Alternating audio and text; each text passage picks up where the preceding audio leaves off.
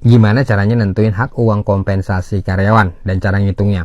Sesuai pasal 15 PP nomor 35 tahun 2021, setiap karyawan kontrak berhak mendapatkan uang kompensasi.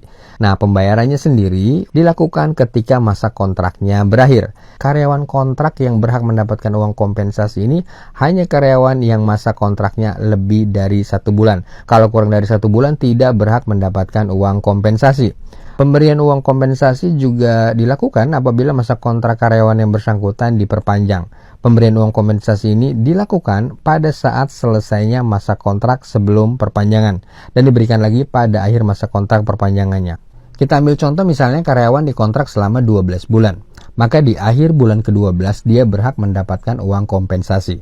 Kemudian kontraknya diperpanjang selama 12 bulan, maka di akhir perpanjangan pertama kontraknya karyawan itu mendapatkan lagi uang kompensasi. Dan kalau dia dikontrak lagi selama 12 bulan di tahun ketiga, maka di akhir masa kontrak perpanjangan yang kedua, karyawan tersebut mendapatkan lagi uang kompensasinya.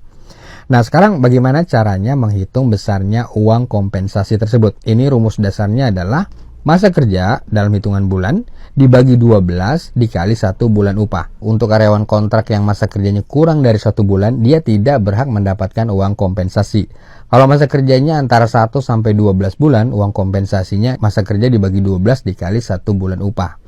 Untuk karyawan kontrak yang masa kerjanya 12 bulan, secara terus-menerus, uang kompensasinya 1 bulan upah. Untuk karyawan kontrak yang masa kerjanya lebih dari 12 bulan, masa kerja dibagi 12 dikali 1 bulan upah. Komponen upah yang digunakan dalam menghitung uang kompensasi adalah upah pokok ditambah tunjangan tetap.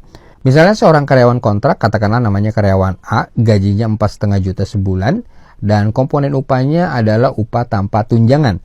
Kalau misalkan karyawan A ini masa kerjanya kurang dari 1 bulan, maka karyawan A tidak mendapatkan uang kompensasi. Kalau karyawan A ini masa kerjanya antara 1 sampai 12 bulan, katakanlah misalnya 8 bulan, maka uang kompensasinya masa kerja dibagi 12 dikali 1 bulan upah.